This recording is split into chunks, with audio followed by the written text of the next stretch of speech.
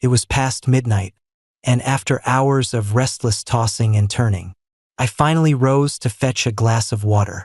The living room lights still flickered on, a reminder of the night my brother Casey had sent Paul to stay with me. The news of what had happened to him weighed heavily on my heart.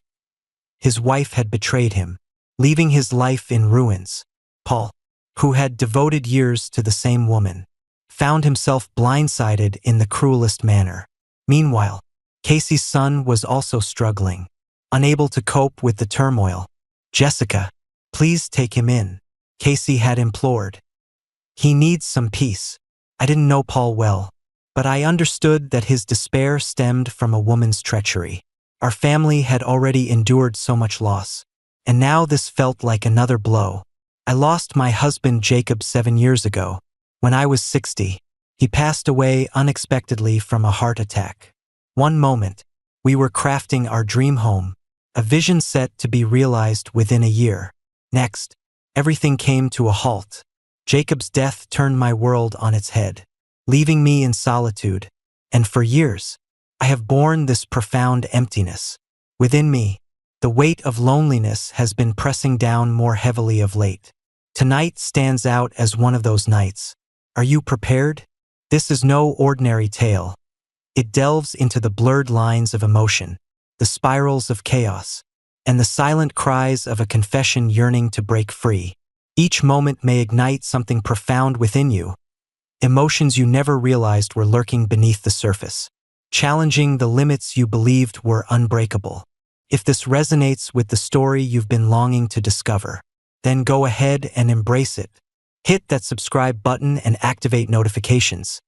Your support truly means everything to me. I gradually made my way to the living room, and a few steps in, I spotted Paul sitting there, engrossed in a romantic movie on the screen. At that moment, my sole focus was ensuring that Paul could find some tranquility during his visit. Here I was, unaware that life had different intentions. A series of misfortunes had already begun to unfold, and it would only require a single step, just one, to alter the course of everything. Paul glanced at me and inquired, "Did I wake you up?" His voice carried a unique blend. In a moment steeped in uncertainty and an aching longing for peace, I found myself standing there in my nightgown, yet the attire felt inconsequential. Never had I experienced such profound loneliness as I did in that instant. "No," I replied, offering him a gentle smile. "I merely came to fetch some water." The truth was, in that moment, I felt an overwhelming sense of solitude. I wasn't ready for it to end just yet. Perhaps a little time spent with Paul could fill the void of the night. Watching a movie together might restore a semblance of normalcy, a flicker of hope that peace was still attainable. "Come sit. Let's watch it together, Paul."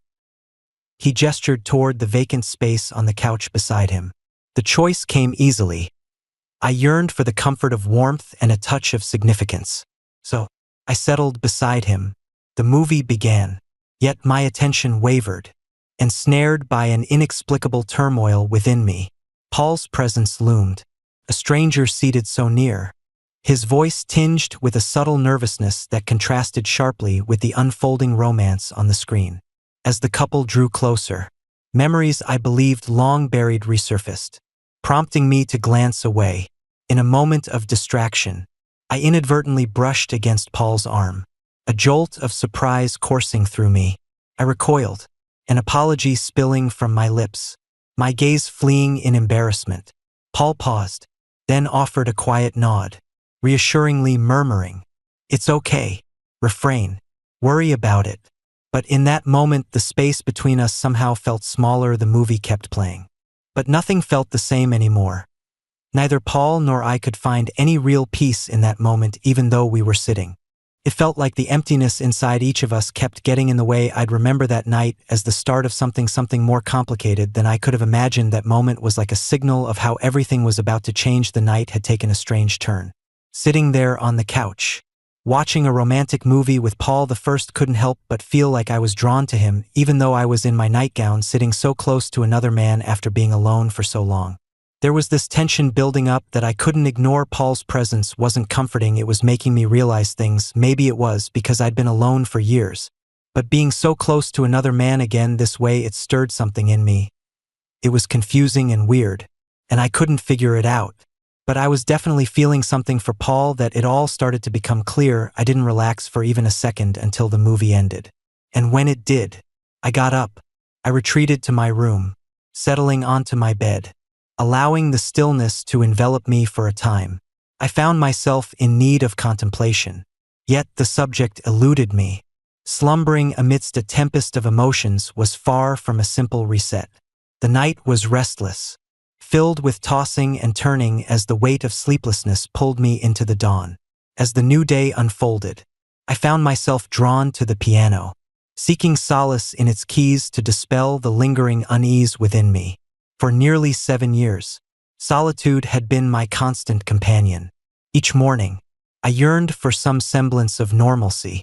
The piano stood there, an old friend, offering me a sliver of peace and evoking memories of Jacob.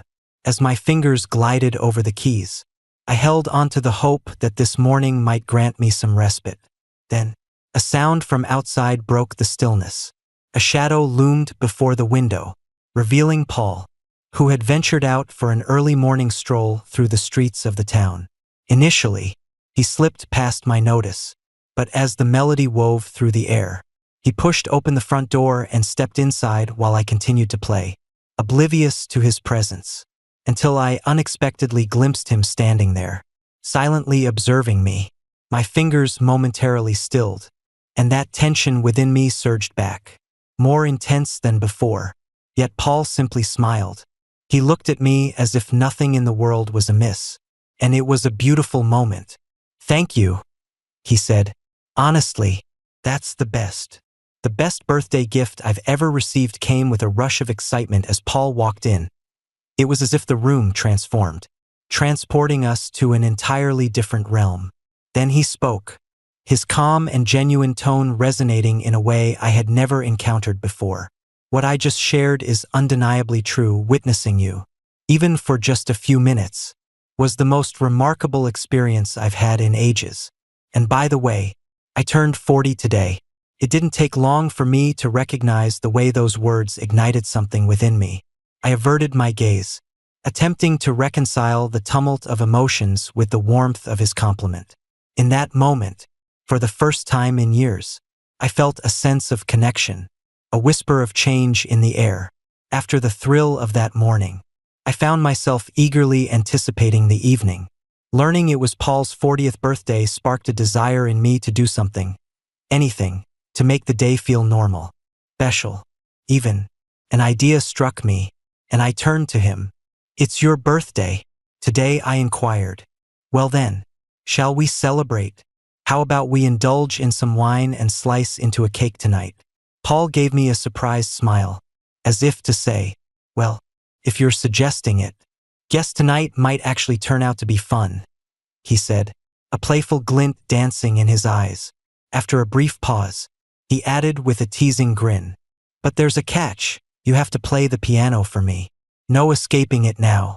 Laughing, I tried to shake off the nervousness building inside me. "All right," I replied, "but only if we open a good bottle of wine and a proper toast." That small exchange lingered in my mind, leaving a deeper impression than I cared to acknowledge. Emotions bubbled beneath the surface, yet I stifled them, convincing myself that this was merely about creating a semblance of normalcy for one night. It was merely a birthday, a modest celebration, nothing more.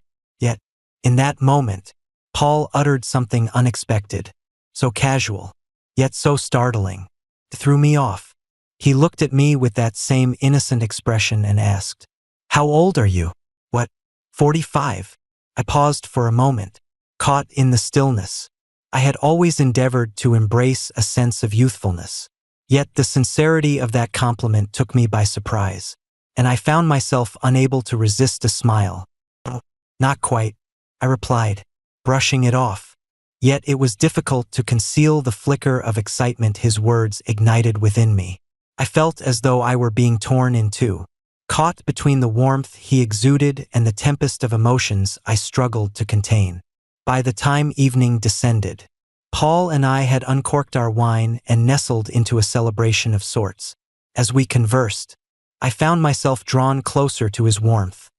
The way he focused on me brought a sense of ease. There was an undeniable connection between us, a magnetic pull that intensified with each fleeting moment. A voice within urged me to treat this as an ordinary night. But then Paul lifted his glass, a smile dancing on his lips, and with those lively eyes of his, he playfully inquired, "So when are you going?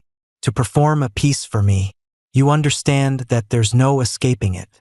Even for a fleeting moment, after a moment of hesitation, I inhaled deeply and declared, "All right, let's do it." I sat at the piano, allowing the melody to flow once more, hoping it would soothe the tempest within me. With each note, I sensed a shift, a magnetic pull drawing me closer to him. Even as I became lost in the music, there was solace in the way he listened, in the way he cherished it, as if my playing held the weight of the world. What I had anticipated to be a simple celebration transformed into something profound. In that moment, I caught a glimpse of a feeling I had long forgotten, something genuine. My vision blurred as my fingers danced over the keys, each note awakening something deep within me, though I struggled to identify what it was. Paul's voice lingered faintly in my thoughts.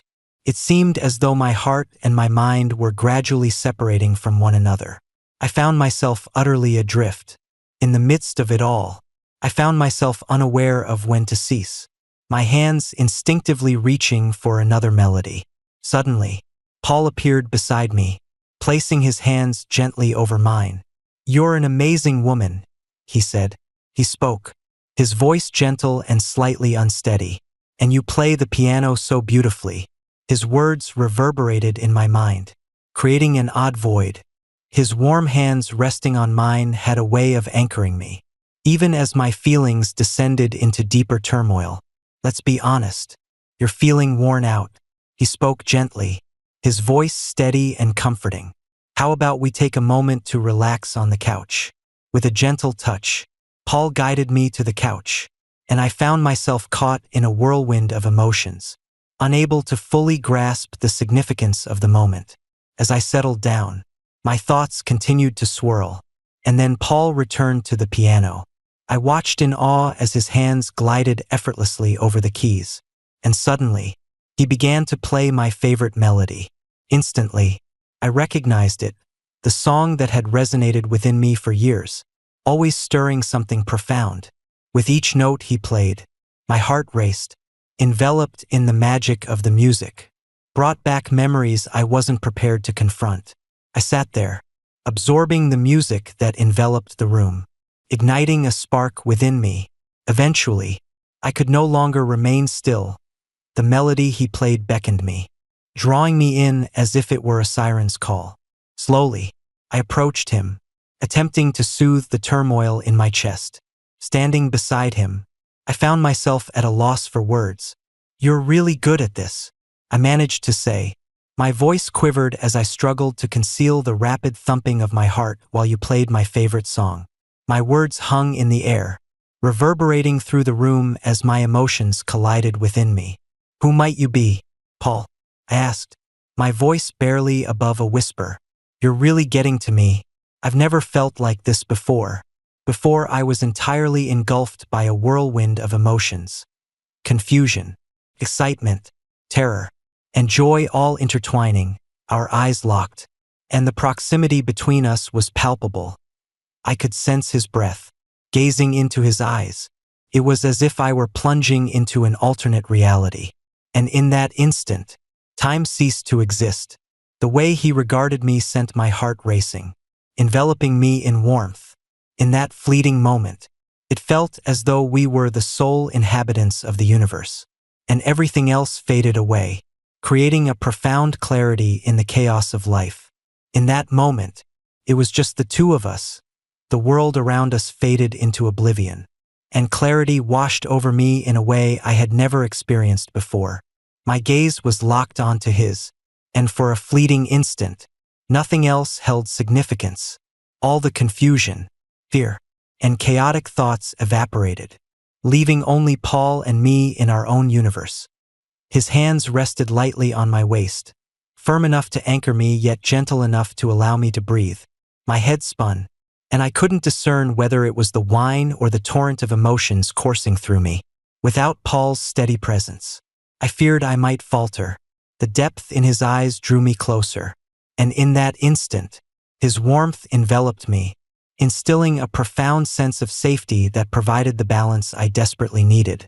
In the midst of all the turmoil, it is essential to find a moment to pause and rejuvenate, whispered gently, leading me to the couch. His words wrapped around me like a soothing balm. Yet the sensation of his hands resting on my waist stirred a mix of comfort and unease within me. As I settled into my seat, his hands remained for a fleeting moment, and once more, our eyes found each other, locked in an unspoken connection. I was completely unaware. What to say or how to feel. The warmth of his touch made the night unforgettable and powerful in a way I couldn't quite explain. That night on the couch turned into one of the most thrilling, unforgettable nights of my life. Everything happened so quickly that I barely had time to process it all before morning came. When I opened my eyes, I got up and walked toward the living room. The smell of coffee wafted in from the kitchen, pulling me out of my half-asleep state. And there he was, Paul, standing in the kitchen shirtless, making coffee. His body, still warm and strong from the night before, was on full display, and me, well, thinking back to last night sent this strange sensation through my whole body. And at the same time, replaying the night in my head only made me feel nervous yet excited. At the same time, replaying the night in my head only made me feel more confused about what was going to happen now. How could I even begin to figure that out? But one thing was clear. There was a connection between us I'd never felt before this night. This moment felt like the start of something that could change my life forever. Paul turned from the kitchen, his eyes soft and his smile warm. A silence enveloped us, thick with unspoken words. As I stood there, watching him, I grappled with the whirlwind of emotions swirling within me. I felt utterly lost, unsure of what to do next or how to move forward. In that moment, I was completely caught up, yet I sensed a shift, an inevitable change looming ahead. Standing there as Jessica, I felt a tumultuous blend of excitement and confusion swirling within me. Since last night, nothing had made sense. Everything had unfolded so rapidly. My clothes lay strewn across the floor, and as I glanced at them, I closed my eyes for a brief moment, shaking my head slightly. The complexity of it all overwhelmed me. I couldn't decipher my thoughts, let alone my feelings. I quickly rose and made my way to the bathroom. I needed a shower, a chance to clear my mind and step away from the emotional whirlwind that threatened to engulf me. My nightgown and underwear remained where they were, irrelevant in that moment. All I craved was to lose myself under the cascade of hot water, to escape the chaos, if only for a fleeting moment. After a while, I emerged from the shower, wrapping myself in a towel, when suddenly, the door swung open. Paul stood there, and for a moment, I was paralyzed. Neither of us moved. Our eyes met and held, locked in a gaze so intense it felt as if the world had ceased its spinning. I was at a loss.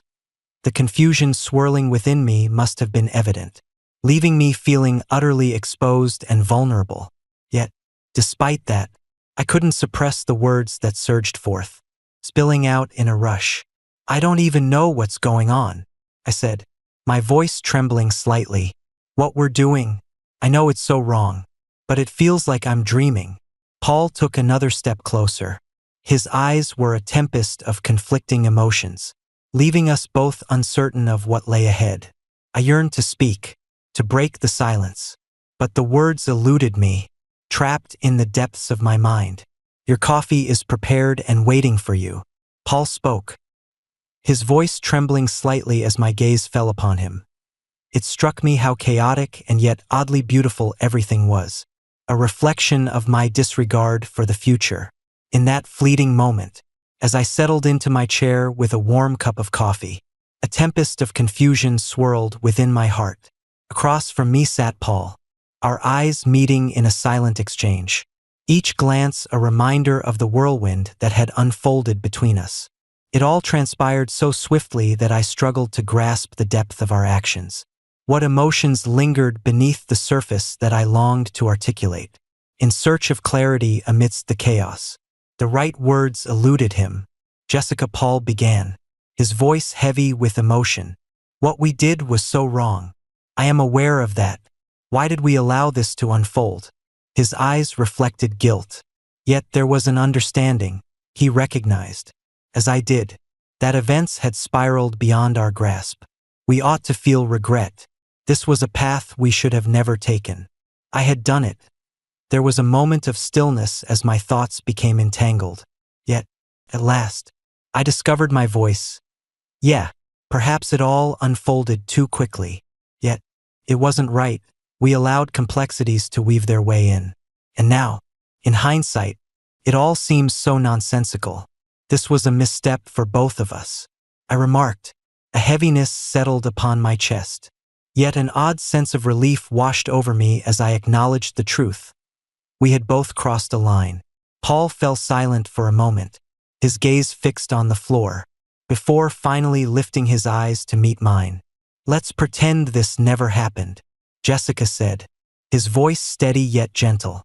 I think, for both our sakes, we need to leave this behind. What benefit could arise from prolonging this, especially when everything is already in disarray? We need distance from one another. When he spoke those words, something within me stirred. He was correct. Persisting in this would only bring us both pain. Yes, I replied, inhaling deeply. Perhaps this is for the best if you choose to depart. Perhaps that is the answer. It seems to be the most beneficial option for both of us. Paul nodded, his demeanor resolute. I need to do this, he said. It's the right thing for both of us. We sat in silence for a few seconds, just looking at each other. In that moment, we both realized how important this decision was. Accepting that what we had done during those dark moments was just a mistake. Facing that truth might be the first step. In the pursuit of rectifying our circumstances, it became clear that rather than entangling ourselves further, granting each other the necessary space was the most viable path ahead. I trust you found my narrative engaging. This journey has been incredibly thrilling, and sharing it with you has brought me immense joy. If you're interested in hearing more tales like this, be sure to subscribe and turn on notifications. You'll be the first to know when a new episode is released. Your likes and comments truly mean everything to me. Hearing your thoughts and feelings is incredibly uplifting. Your support is invaluable. Thank you all immensely for your support in this creative journey. I look forward to sharing the next story with you.